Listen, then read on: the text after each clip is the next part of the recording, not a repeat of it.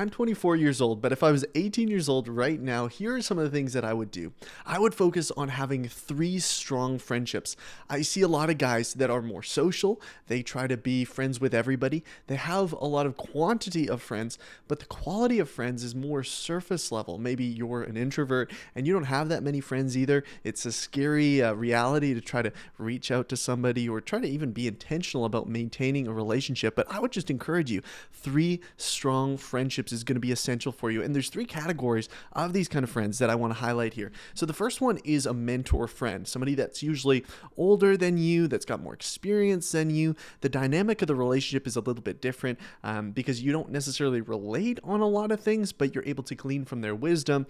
And so that can be a relationship, a friendship that you can have, as well as the brother relationship. So somebody that's at your level, that's going through a similar stage of life than you can relate with them. You can be, doing things that I don't know, people your age like to do, whether that's video games or playing sports or, things that are more active. Maybe if you're hanging out with some old guy, your mentor, maybe he doesn't want to do all that. That's okay. That's cool. You can do things that he's interested in doing. But if you have like a brother, somebody that's next to you that is your age or similar to your age, that's another kind of friend. And I think honestly, that's one of the most important friends that you can have, that you can grow with as well.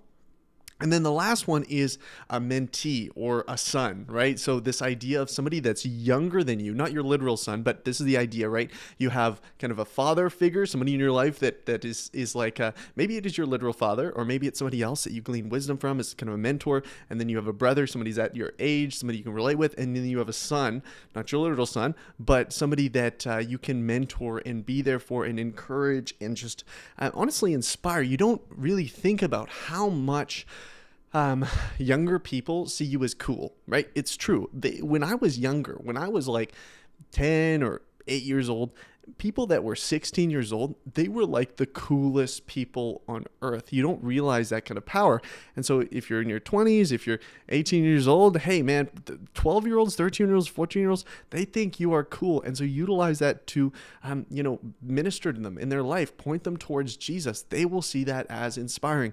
I'm going to share more about this friendship dynamic in another video, so stay tuned for that. But the next thing that I would focus on if I was 18 years old right now is maintaining and mastering basic habits. Okay, so some of these basic habits here, pay attention here. These are simple, but they're important. So okay, waking up early. I've been back and forth on this.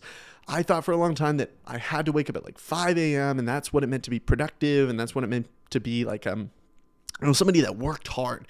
I did that for a long time. Then I got burnt out. I was like, okay, I'm not going to do this anymore. This is ridiculous. I have to go to bed at like 9 p.m. Pardon me. I don't know my AMs and PMs anyway. Don't take advice from me. Please don't. Please don't. Anyway, so I would go to bed at like 9 p.m.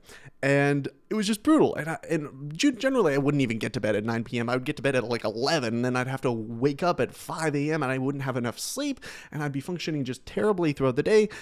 Don't do that. But there's an important piece that I've learned about some balance about, hey, waking up early to a degree is going to be beneficial for you. So the rhythm and routine that I'm on right now, just to share it with you, is I work out 3 days a week generally, outside of, extracurricular things with friends and church and stuff like that, but just 3 structured things at when I go to the gym. And when I do that, I wake up at like 5:50. And then I'm working out for a couple hours, and then I come back home.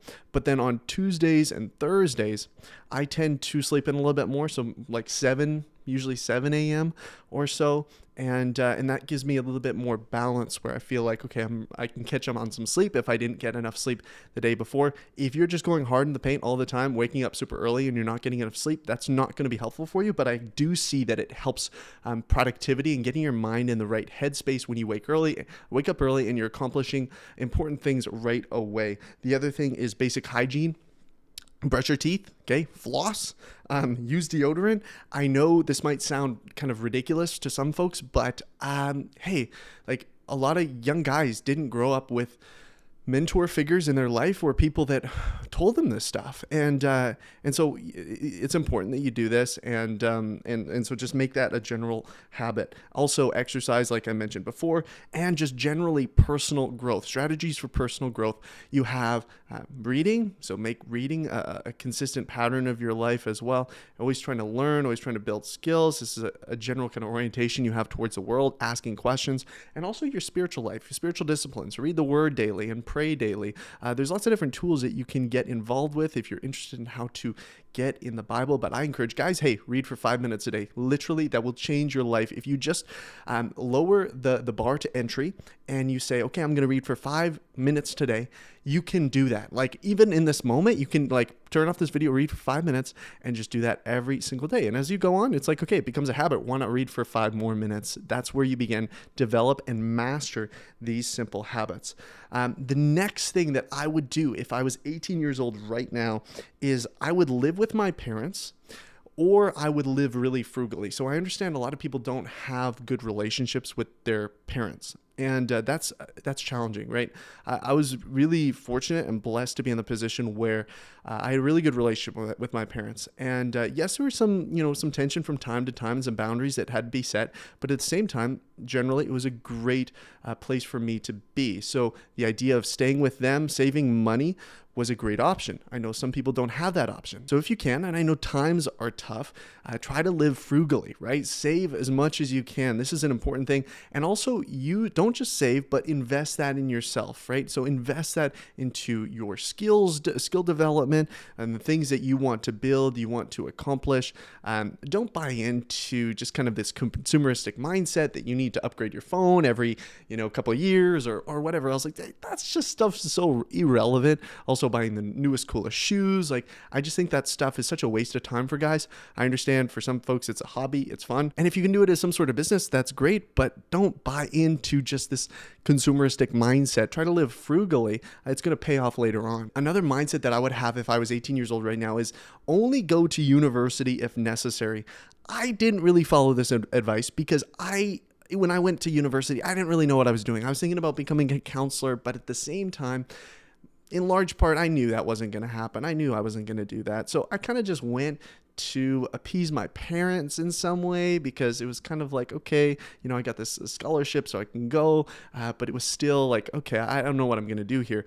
But I only stayed for 1 year. I think that's the key is okay, if you're going to go for 1 year, go for 1 year, but make sure you know what you're going for if you're going to stay longer than that. Don't get tied into some degree that you're not even going to use, or you're going to see as useless, and you're going to waste all that time and money. And obviously you're going to pull experiences from that. And I know some of you guys, hey, maybe you've been to university, you went to get a degree that you, and you don't necessarily use, but you feel like you learned a lot from it, and maybe it applies to your job in some ways. So I'm not saying it's a waste or you need to regret that. But if I was 18, I would be really cautious about spending a lot of money on university and just beginning to work somewhere, develop some skills, try lots of different things. And until I find a route that I actually want to take, then I'm just going to, kind of try lots of different things.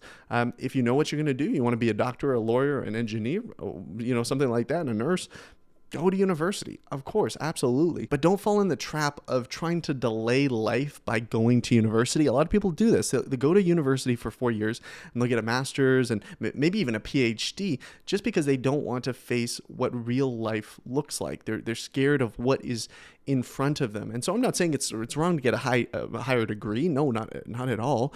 But make sure you're not just doing that as some sort of form of escapism. The next thing here is the last thing that I would do as an 18-year-old, if I was 18 years old right now, is try a lot of random things. I think back to my years as an 18-year-old. The second I graduated from high school, I started like kind of a young adults fellowship group or something like that. It's kind of a weird concept, but I did different events and stuff. We did gatherings, try to get people in, make connections, all that kind of thing. That was a lot of fun. And I just decided one day, let me just start a Facebook group, try to invite some people, get this going, start something, build something. That's what got me excited at 18, to be honest with you. I hope you guys are the same way. It's like, let me just do this and not think twice about it. I had the idea in the morning, and then I did in the afternoon, invited everybody, and just made it like a monthly thing, and it went on for a couple of years, and it was so much fun. I also wrote a book, and this isn't to brag, it's just something that I tried, right? It wasn't something that I'm like, oh my goodness, I'm going to be the best author ever, but I'm like, hey, I feel like I have an idea for a book, so let me see if I can make this happen. So I wrote a manuscript, and I put on Kickstarter to raise money so I could get it self-published, and then I did, and then I sold it a bunch, and that was a lot of fun. Like, it wasn't a massive success or anything, but I learned a lot from it, and I think that's really a cool thing that I look back on fondly. Another thing that we did was I spoke at some conferences, or a conference that I really had no license to be there or like speak. I wasn't qualified, but I just like had 3 sessions. So I'm like, let me just speak and try to come up with these talks. And it was the first time that I really ever did serious public speaking, but I learned so much from that. And sometimes you got to go like trial by fire, right? You take on opportunities that you're not qualified for. That's kind of what life is. If you're not ever signing up for something you don't feel qualified for, I don't think you're reaching for further enough, and you're not taking enough risks. So just know that if you think in the back of your mind, there's an opportunity that comes up and you're like, okay, I could do this, yeah, but I just don't feel like I can do, I'm qualified enough, or I'm good enough to do this. It's like, no, that means you probably should do it, because you'll learn a lot more than something that you're like, oh, this would be easy for me. And the other thing that we did was we made lots of short films. We did short films with our friends. We got all together on like long weekends, and we shot all weekend and edited it and put it into film festivals, a local film festival. We even won a trophy at a local film festival for a film that we made. That was so much fun, and it was good bonding with our friends too. So I just encourage you, hey, just the sky's the limit. Take risks if you're young, because what happens if you fail? Nobody cares. The stakes are so low. But I think some of us, depending on our personality, we build up these things to believe that the stakes are so high that if I make one misstep, and I was the same way, I kind of felt that. If I make one misstep, then I'm going to screw my life up, or people are going to think I'm an idiot or I'm a fool. It's like, who cares what they think? Who cares? God has given you one life to live. And so just, go out and do things that are interesting. Go do things that you're compelled by, that you're passionate about, that you're excited about. You have an idea about something? Okay, do it. You want to start a band? Okay, do it. Why not? You have the most time you will ever have. So just don't waste this opportunity. That's what I don't want for you. I don't want you to waste this opportunity out of fear or anxiety or just overthinking everything.